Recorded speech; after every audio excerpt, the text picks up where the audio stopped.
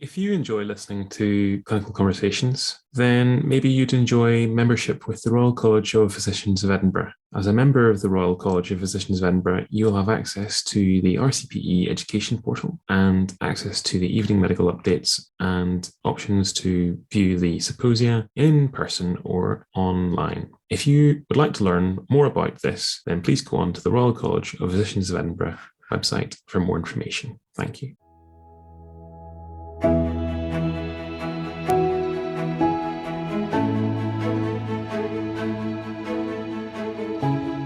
Hello everyone and welcome back to Clinical Conversations. I'm Dr Hussun-Ara Shah, a member of the Royal College of Physicians of Edinburgh Trainees and Members Committee, and I'm also an IMT3 from the North East. Today I'm delighted to be joined by Dr Phil Crosbie, an Honorary Consultant in Respiratory Medicine at the University Hospital of Manchester and Senior Lecturer in Cancer Sciences. His research and clinical focus is the early detection of lung cancer, and he led the initial lung health check pilot in Manchester, which we'll be touching upon in our podcast. Today, we'll be talking really about his pilot and then the national lung cancer screening, the future of lung cancer screening, and smoking cessation. This podcast nicely complements our September podcast about lung cancer and the acute medical take. So firstly, I'd just like to say welcome, Dr. Crosbie.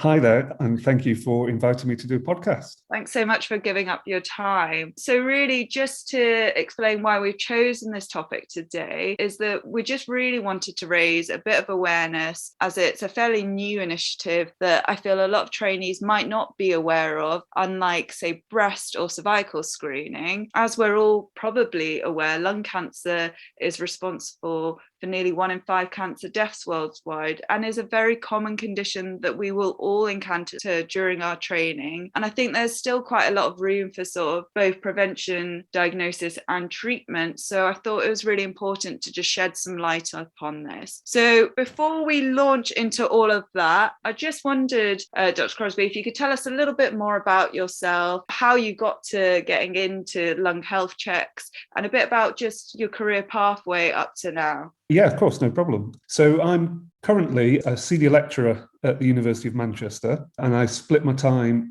Half of my time is academic and half of my time is clinical. And I've been at consultant level since about 2012, so a few years now. My clinical focus is on patients with lung cancer. So we run lung cancer diagnostic services, fast-track clinics, and undertake interventional bronchoscopy. From a research point of view, my main focus actually over the last few years has been lung cancer screening. And since we did our pilot in 2016, that's been the focus of what we've done. Mainly how to implement screening, what's the best way in which screening would work, especially for those people who are most in need. Going backwards, I was a trainee in general internal medicine and respiratory over a 5-year period based in the northwest of England, and really came into academic life later on. I'd spent many years as a medical SHO and registrar, and it was only later on in my training that I really became interested in academic research. And it was triggered by seeing patients with lung cancer coming in to the service.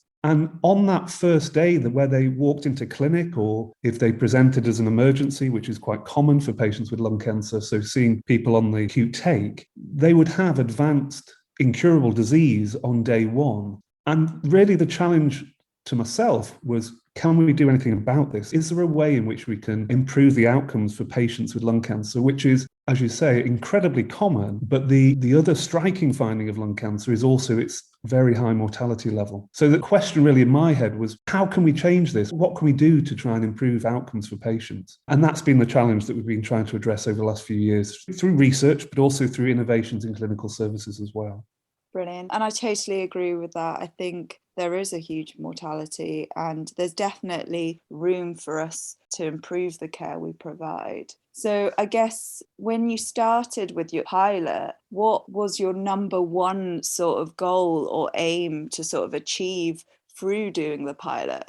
Yeah, I mean, I think the first thing you have to do when you're wanting to do an intervention is make sure that you've got a robust evidence base. And for lung cancer screening, that came through in about 2011 with the National Lung Screening Trial. And this was a very large American study, randomized patients into either annual low-dose CT or chest X-ray. And in 2011 published that those who had the low-dose CT had a 20% reduction in lung cancer mortality. So that gets around all the sort of biases that you can get with screening research. It demonstrates highly effective intervention that can save lives. So once we had that information, the question then, I suppose, from a sort of clinical and academic point of view is then, okay, fine, that's a big research study. How do you actually then take that and implement it and deliver a service where it's accessible to those who are most in need? And a striking thing with lung cancer is the difference or the fact that it doesn't impact society evenly. There's a massively higher impact in more deprived communities. And it's a striking gradient as you go from more affluent areas to more deprived areas. So the key is really, how do you make sure that the service that you want to give is accessible to those most in need? And that was the question. So in 2015, I think it was, Macmillan Cancer Support came to Manchester and really asked that question. There was a number of people sat around a table, challenged really to say, what would you do to try and improve outcomes for patients in Manchester? All areas across the country are impacted by lung cancer. Manchester is unfortunately one of the areas with the highest impact in the country. So it's specifically important for our local communities. And the conversation we had went from various things. Should we be doing something in primary care? Various options were discussed. But the key from my perspective was that we had obviously this evidence that screening with low-dose CT, we now had evidence that works. So that's what we should be doing. That's the intervention. But how do you do it? And then through discussions and involving patients and patient advocates and a wide number of people, the Manchester sort of Lung Health Check took shape, trying to address different barriers or different issues related that we thought would be helpful. So for instance, we called it a lung health check to try and reduce the emphasis on lung cancer. And because, lung cancer is associated with high mortality, it creates anxiety and potentially barriers to people wanting to take part. We wanted it also to be convenient. And so in our service, we decided to develop a community service. So we would take the mobile scanner, we would take our mobile unit out into, say, supermarket car parks where it would be more convenient. We weren't waiting for people to come to us. We were taking our service to them and having it as a one-stop shop. So post an invite and you ask someone, if you've ever smoked, come to a lung health check, and it's one appointment. They come, they have the health check, and if they are high risk, and that's assessed through a risk calculator, then they have an immediate low-dose CT scan if that's what they wish. So convenience. This is all, of course, backed up. So you have the screening service in the community. It's run by specialist nurses. It's holistic. It's not just about lung cancer as well, I suppose, is another important point to make. We, in addition to assessing lung cancer risk and then therefore determining who is eligible for screening or not, we're also assessing respiratory symptoms. We're assessing spirometry to see if there's undiagnosed COPD. In Manchester, we also ask about cardiovascular risk. And it's really trying to address the different morbidities associated with smoking. So benign smoking-related respiratory disease, cardiovascular disease, and lung cancer in one consultation. From that, you obviously have your service in the community, and then that information, the scanning, the data comes then back into a specialist thoracic centre where the reporting and interpretation and communication of results is performed. Fab. So it sounds like you set up quite a lot of sort of community-based, not sort of lung screening, but more lung health checks that were trying to look at the patient as a whole. You've talked a little bit about the barriers originally setting it up that you tried to overcome. Were there any sort of challenges you had once you had set up the service or along the way that you hadn't sort of foreseen? Yes, multiple. I mean, you wouldn't believe when you start doing mobile CT scanning in supermarket car park, the job description changes somewhat. You then have to turn into a plumber. The lorry can't fit through a supermarket car park, or the wires that you have connecting the CT scanner to the generator get stolen. There are things that happen when you were doing your training you didn't think you'd be trying to solve. So yeah, there are an enormous number of logistical hurdles to overcome. And, as you do these, you learn what works best and what doesn't work best. So that, yes, the Wi-Fi, for instance, connecting the truck to the hospital. There's loads of different practical issues. The question, I suppose, is, yes, okay, it's challenging, but is it worth it? And I think from our experience that actually, yes, trying to overcome all that is worth it. Yes, it's difficult, but it's worth it, is the bottom line in our experience. And we spoke about how we were sort of trying to target more patients in need in the more deprived areas of Manchester. How did you sort of go about selecting who exactly did come in or get an invite? Like you mentioned, they were getting an invite in the post to come along to supermarkets. How did you select which patients, and who did you decide to sort of look at initially? When you first start a new service, you're not doing it at scale as such. You're doing a pilot. And therefore, for us, we wanted to assess 3 locations. We wanted to assess the north, centre and south of Manchester. So that was the first decision. So there were 3 locations chosen. And then we discussed with local primary care practices that would be interested in taking part. And therefore, we had about 14 GP practices taking part in our pilot. I think it was roughly 5 in each area. And then from that, you then look at the evidence to say who benefits from screening. And the evidence from trials is that it's 55 to 74-year-olds, possibly higher ages as well. And our approach was simple in terms of the invitational approach was simply to send a letter to everybody, because we weren't certain how we would identify ever smokers, whether the smoking record in primary care is accurate enough to simply send to people recorded as a smoker in primary care. So anyway, we sent a letter to everyone in that age range in the practices taking part. And it was very straightforward. It was just, well, if you would like a lung health check, please just phone this number and book an appointment. And then people either did or didn't, it was up to them. And when they phoned, they had an appointment. And then for their appointment, they then turned up at the truck in the community. So it was relatively simple from that point of view. We simply followed the evidence and sent out the invite. The slightly complicated issue about lung cancer screening is it's not all comers. So you have to go through a process where you assess risk. For instance, in the national protocol, we now have a national protocol. The assessment of risk is required prior to determining whether someone is eligible for screening. And there's a couple of risk models that we use. And in essence, there are a few questions asking about age and smoking and whether you've got COPD and various other variables. And then that comes out with a score. And if you're over that score, then you're eligible. If you're under that score, you're not. And so that's part of the process. So that's part of the lung health check. So I guess the question would be, did you find what you were expecting to with the pilot, or were there any unexpected findings? We've mentioned how obviously it was evidence-based and it'd been looked at previously to show that it's shown to reduce mortality. Did that sort of fit with what you found with the pilot?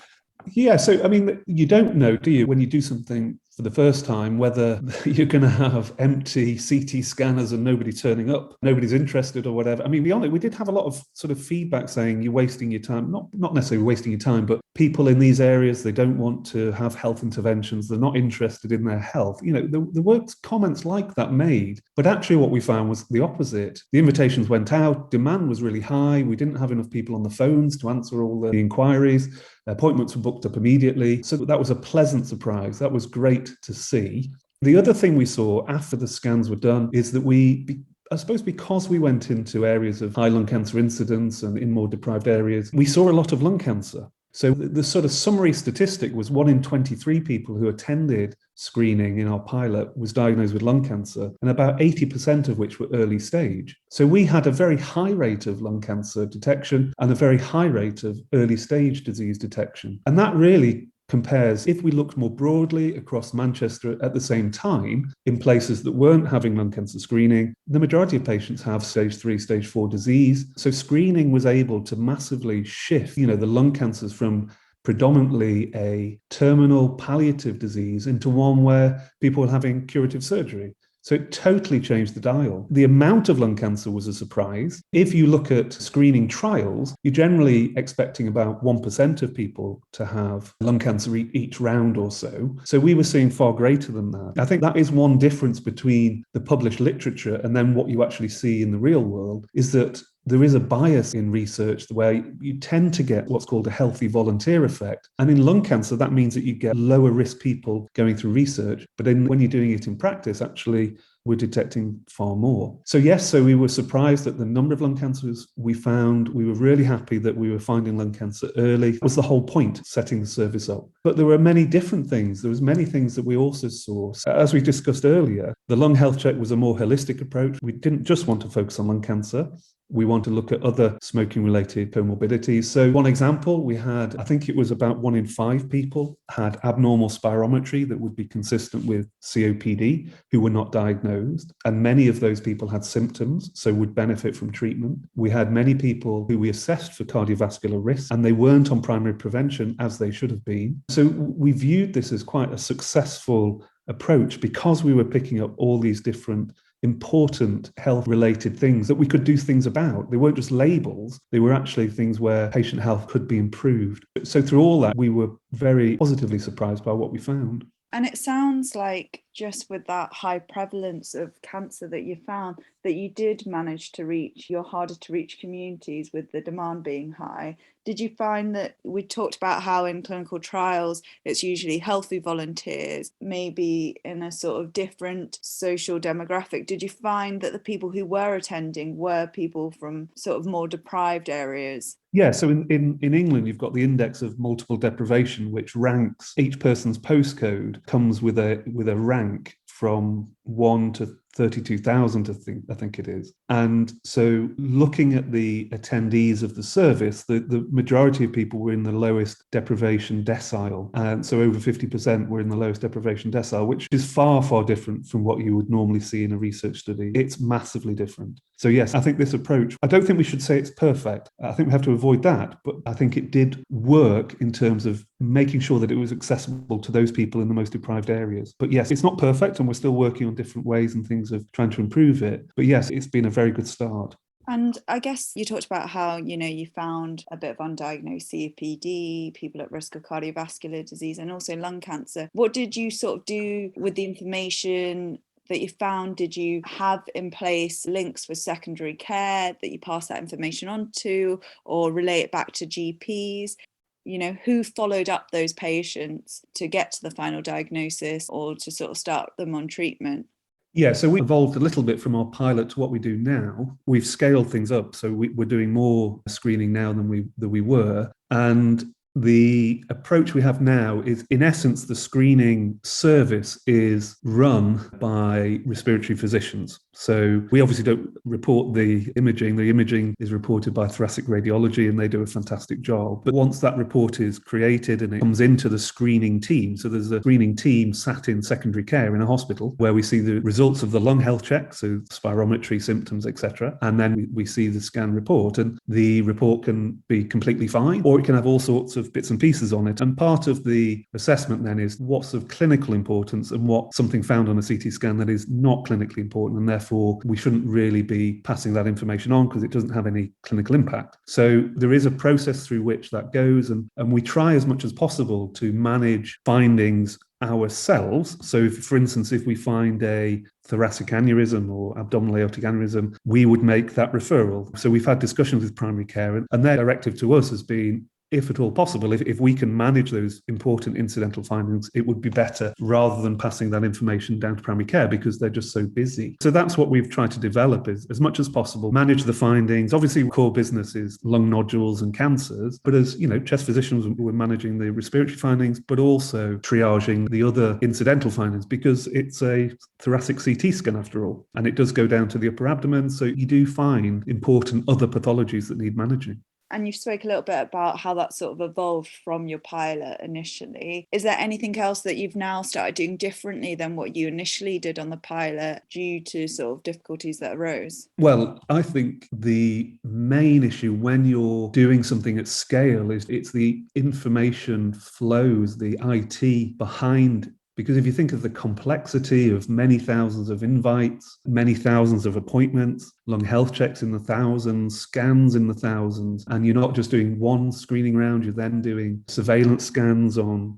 people with pulmonary nodules, and then you're doing another screening round and another screening round. So the complexity of that is significant, and colleagues have been working to try and come up with sort of an IT solution to help that process. And we have made progress. It's not perfect yet, but that has been a major challenge. The other probably most important challenge is simply the capacity for our thoracic radiologists to report, because there's simply not enough of them. And this isn't just about lung cancer screening, it's generally in the NHS that we are, as a service, we don't have enough radiologists, we don't have enough capacity. So if you then turn around to your local radiologist and say, well, actually, we're planning to scan thousands of people with a thoracic CT scan, what do you think? It's incredibly challenging because, it's a struggle just at the moment, never mind adding on additional work from screening. So that we've had to do things like outsourcing, and then if you outsource, how do you maintain the quality of screening, the reports you get, et cetera, et cetera. So there are major challenges, and these challenges, as you do more screening, other things start to become important. So at the moment, if you have, say, advanced lung cancer, your management may simply be a biopsy, maybe some molecular pathology to see whether targeted agents, immunotherapy, et cetera, are appropriate. But you're talking about relatively straightforward intervention there from a diagnostic point of view. But with a early stage lung cancer, then that's more complex. You're looking at now physiological assessment, so pulmonary function tests, echocardiograms, cardiopulmonary exercise testing, but also with a smaller lesion in the lungs, do you need navigational bronchoscopy? Do you need CT-guided biopsy? You also need a PET scan as well. So from a diagnostic pathway point of view, there are, as the numbers go up, this very significantly changes lung cancer as a diagnostic challenge. And then obviously once you've done the diagnosis, you then move into treatment, and treatment of advanced lung cancer is mainly through palliative systemic treatments. With early stage disease, you're looking at surgery and therefore theatre time, supported through high dependency units or ITUs, or radiotherapy. So, and therefore all of these things, it has an impact because you're completely changing this. You're not completely changing it, but the people who go through screening generally are now coming with early stage disease. So it's providing challenges all the way along. These challenges, they're difficult, but they can be overcome. It just takes time and planning. Definitely. And talking about upscaling, another topic we were going to sort of touch on was now the national screening health checks that have come into place. And clearly you've played a sort of pivotal role in that with your pilot scheme in Manchester. How do you sort of go from your pilot scheme to sort of more of a national screening health check? And how much were you sort of involved with that?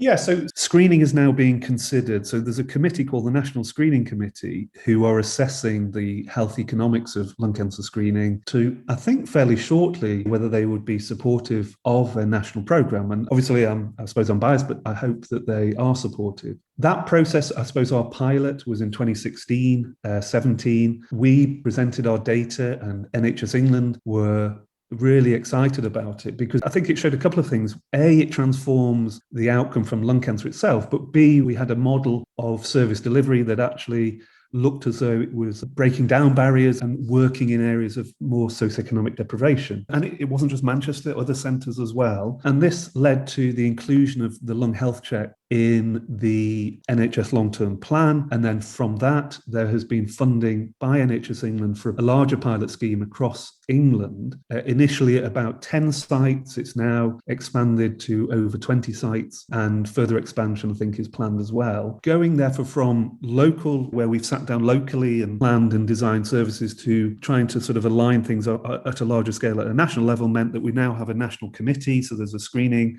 committee, there's a national protocol, quality assurance, there's a lot of infrastructure, I suppose, going behind all of this, as well as funding, to try and make sure that delivery of lung health checks is similar across the country. It doesn't have to be exactly the same type of design or approach, but that it's similar for people taking part in terms of what they're offered and the standard of reporting, etc. So it's been a process over a number of years, taking it from these pilots, demonstrating that it works, and then moving it to a bigger scale. So we don't have a national lung cancer screening programme as of yet, but as I say, if the National Screening Committee is supportive, then our hope is that would then move lung cancer screening onto the same approach as is done for breast and bowel cancer, for instance.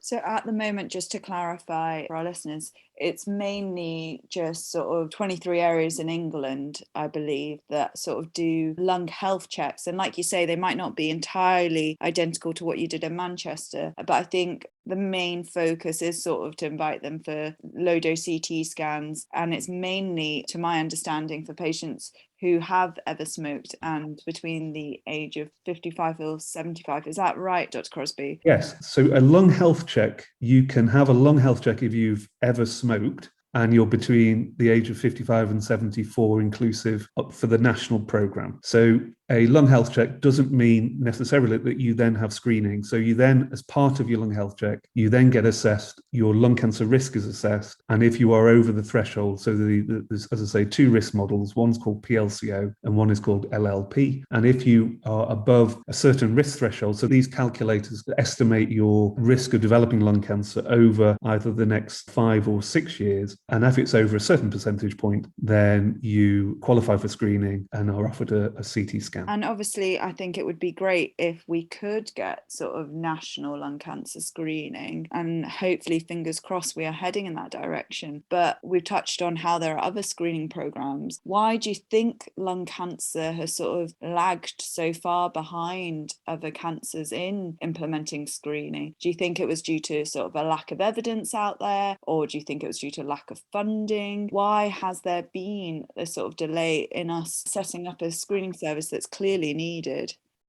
Yeah, I think the key sort of foundation stone to all of this was showing that mortality benefit with screening. So lung cancer specific mortality reduction with screening. That was the key. So that was in 2011.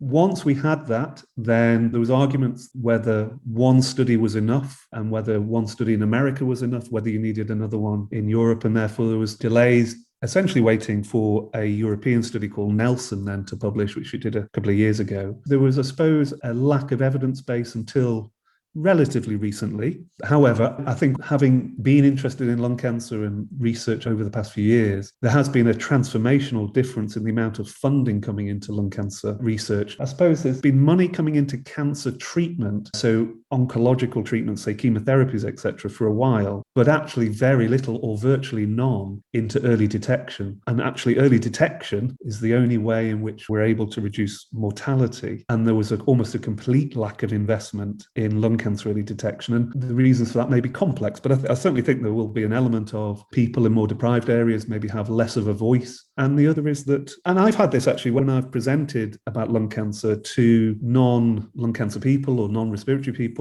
I often get, well, why don't they just stop smoking? And that, I think, it can pervade funders or where decisions are made regarding funding. And I think that has impeded us over the years, but it very much feels as though that has changed now, though. The level of funding has gone up significantly, which is fantastic. And that means that we are now able to try and sort of accelerate these interventions because it is a horrendous disease. It has a massive impact, and this intervention can save lives. So it's good that we're able to do it. I agree, though, it would have been good if we could have done it sooner, but we are where we are. Yeah, I think definitely. And I was just going to sort of touch a little bit on smoking cessation as well, as I know that's something you mentioned as part of the lung health checks, and I think is a really important part of respiratory medicine. But I agree, I don't think it's the only thing that we can do to sort of target lung cancer. Before I do that, I just wondered if you had any final words on your pilot scheme or the national screening health checks at the moment before we sort of talk a little bit more about smoking cessation. My feeling is it will grow, that we'll be doing more of it. I'm hopeful, I don't know, but I'm hopeful that this will be supported nationally. It will bring many challenges, but I think those challenges we need to try and overcome, because the intervention itself, it is a view. If you had a drug that did this, it would be all over the news, it would be everywhere. And I think we need to view this intervention, along those lines. This is something that can save lives. Yes, of course, it's balanced that screening can also do harm. So we have to be careful. It has to be done with a high quality assurance, etc. But the intervention works, and I think we'll be doing more of it in the future, and hope, as I say, hopefully at a national scale. Yeah, hopefully trainees will see, and I have already seen patients coming through that route as well into clinic. Hopefully we'll be seeing a bit more of that as well as a different route of referral. And not just lung cancer, interstitial lung disease and various other things picking up, vascular aneurysm. So I think this will have an impact and be seen more broadly. It won't simply be lung cancers detected as well. Yeah, no, that's definitely a good point. So sort of touching a little bit on smoking cessation, I think this is probably something that I see that maybe we could do better in the hospital. And I think personally, I feel sometimes there is still sort of a little bit of a stigma attached to smoking, especially if you're someone who's never been around people who've smoked or have any personal experiences of it. What would be sort of your advice to juniors in hospital on smoking cessation?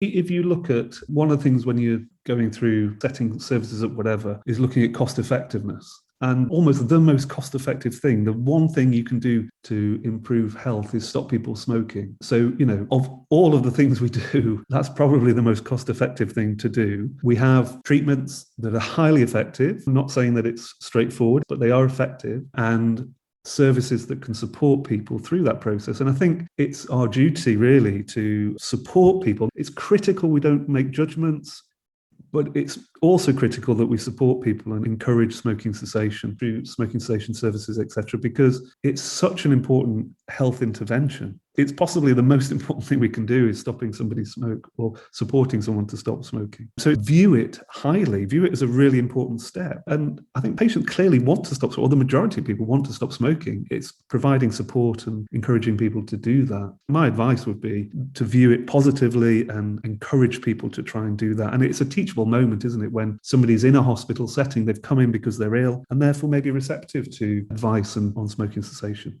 I would view it as a really important part of an assessment of a patient. Yeah, I think it definitely is a opportunity that I think a lot of us pass by. I remember once going to a talk where they were saying key opportunities to sort of target smoking cessation are when patients have come in and been unwell from their chest, or for instance when they're pregnant or when they're coming in for say a CT scan to look for cancer. These are really great opportunities actually to discuss their smoking because they're linked to their presentation a lot of the time. I know we said that most patients are sort of keen to quit, and I think I have found that, and a lot of people are just looking for support or reassurance because it is a difficult process. What would you, though, say to patients who are adamant they don't want to quit?